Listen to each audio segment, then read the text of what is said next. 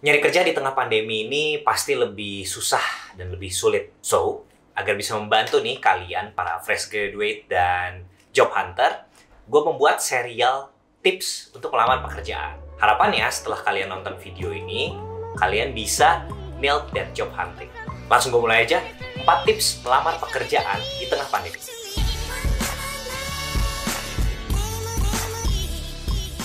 What's up everyone, selamat datang di channel gue, Fitzgerald Salendu. Salam kenal ya. Di channel ini gue akan menceritakan konten tentang karir dan self-development yang udah gue pelajarin selama gue merantau di ibu kota, kerja di bidang bisnis media.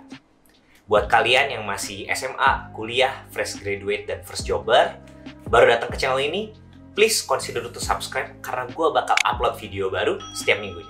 Langsung kita bahas ya, gue akan berikan dulu sedikit konteks. Kita harus paham dulu bahwa agar kita diterima bekerja, itu harus bisa meyakinkan dua pihak, yaitu user atau HR department. Dalam kenyataannya, perusahaan kecil sampai menengah, proses rekrutmen mulai dari screening CV sampai interview akhir, itu dilakukan langsung oleh user atau calon bos kalian nanti. Makin besar perusahaannya, barulah dibuat HR department sebagai perpanjangan tangan dari user, agar fungsi-fungsi HR yang lain juga bisa dikerjakan. Karena tadi skala perusahaannya udah besar kan. Jadi itu sebenarnya yang perlu diyakinkan, ujung-ujungnya sebenarnya adalah usernya. Nah, tips yang gue ceritain di video ini itu berdasarkan pengalaman gue pribadi atau kacamata seorang user selama gue bekerja di level manajerial.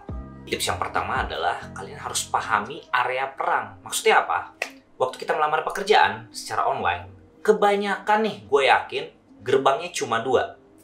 Pertama melalui email, ya, atau melalui job portal. Job portal yang dimaksud adalah bisa jadi job portal pihak ketiga seperti Glints, Jobstreet, atau LinkedIn, atau masih banyak lagi. Justru kebanyakan perusahaan, mulai dari skala kecil dan menengah, yang otomatis lebih banyak dong perusahaannya, itu masih menggunakan cara email. Nah, gue pengen mengajak kalian nih untuk ngintip medan perang kalian nih dari kacamata seorang user, yaitu di dua tempat tadi, email dan job portal.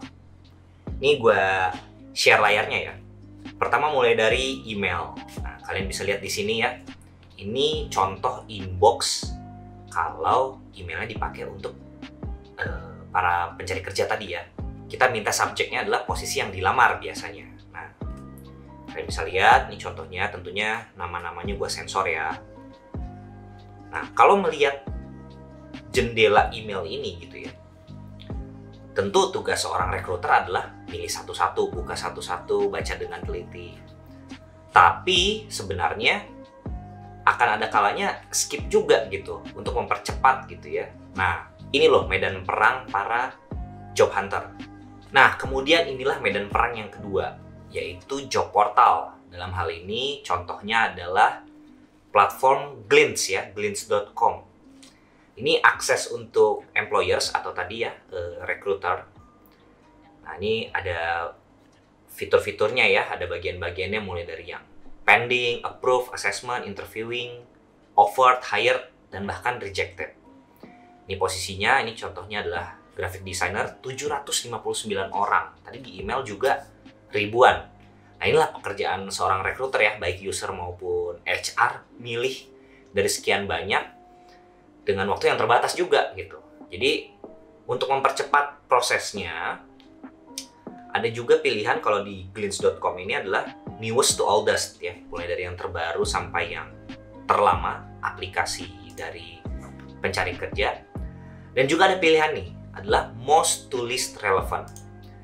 Jadi, Glints ini membuat algoritma menyusun daftar kandidat ya dari atas ke bawah itu berdasarkan data yang kalian submit di platform tersebut. Nah, ini gue yakin nggak cuma platform Glints doang, tapi platform lainnya juga gitu ya, dimana kita nih pencari kerja pasti harus ngisi tuh kan data diri, kemampuan, kemudian pengalaman. Nah, ini sangat mempermudah kalau memang fiturnya itu bagus ya. Nah, sepanjang gua pakai sih most to least relevant ini lumayan gitu. Jadi kandidat-kandidatnya memang secara pengalaman sesuai gitu ya untuk posisi yang dilamarnya gitu. Itu dia. Jadi pahamin dulu nih medan perangnya. Ada dua, yaitu email dan job portal. Oke, setelah paham area perangnya, masuklah ke tips yang kedua. Dan ini lebih relate untuk yang melamar via email, yaitu tulislah subjek dan kalimat pertama yang menarik. Kalian kan tadi udah lihat tuh bahwa jendela atau kacamata user tadi hanya bisa melihat subjek dan sepenggal kalimat di dalam emailnya. Bagaimana caranya biar bisa menarik perhatian dari si recruiter atau user atau HR ini? Kalau tips dari gua adalah subjeknya bisa kalian panjangin dengan cara yang menarik atau berbeda dari orang lain. Tapi tidak boleh menyalahi aturannya. Jadi misalnya tadi kewajiban untuk menulis subjeknya adalah posisi pekerjaan yang dilamar, nah itu jangan diganti. Tapi boleh kan dipanjangin. Nah kemudian juga tulisan kalimat pertama. Gimana caranya biar bisa pop atau menarik perhatian dari recruiter? Kalau tips dari gua, bisa aja menggunakan kalimat sapaan langsung nama rekruternya. Nah caranya gimana? Kalian harus kepo. Di dunia online ini kalian bisa cari berdasarkan perusahaan dan jabatan kerja dari perusahaan, bisa di websitenya, bisa di LinkedIn, atau informasi lainnya yang mengarah kita tahu nih siapa yang bakal ngerekrut kita.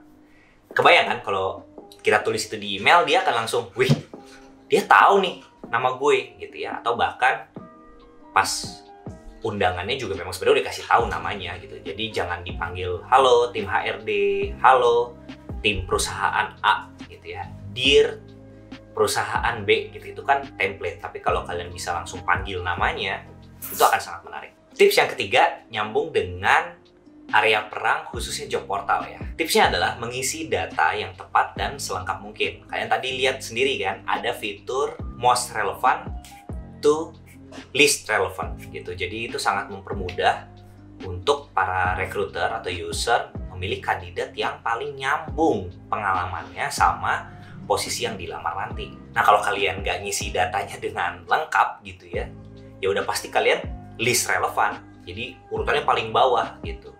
Dan dalam hal ini semakin kecil kemungkinan nama kalian dan CV kalian itu dilihat. Tips yang terakhir, tips yang keempat, tulis CV dan resume kalian itu dengan rapih, tidak typo, dan terstruktur.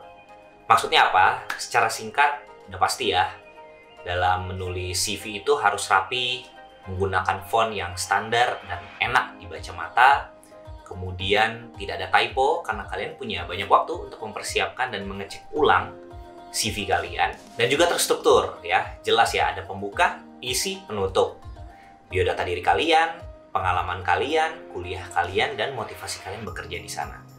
Sederhana banget sebenarnya dalam membuat CV. Dan tips yang lebih dalam tentang bagaimana menulis CV yang baik dan benar, kayaknya gue harus bikin satu video beda lagi deh. Nah, kalau menurut kalian video tips membuat CV yang baik dan benar itu penting, tulis di kolom komentar ya. Itu dia, 4 tips melamar pekerjaan di tengah pandemi.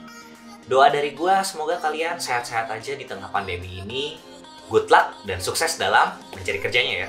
Dari gue itu aja, thank you udah nonton videonya. Jangan lupa untuk subscribe juga ya. Sampai ketemu di video berikutnya. I'm Gerald signing out. Bye-bye.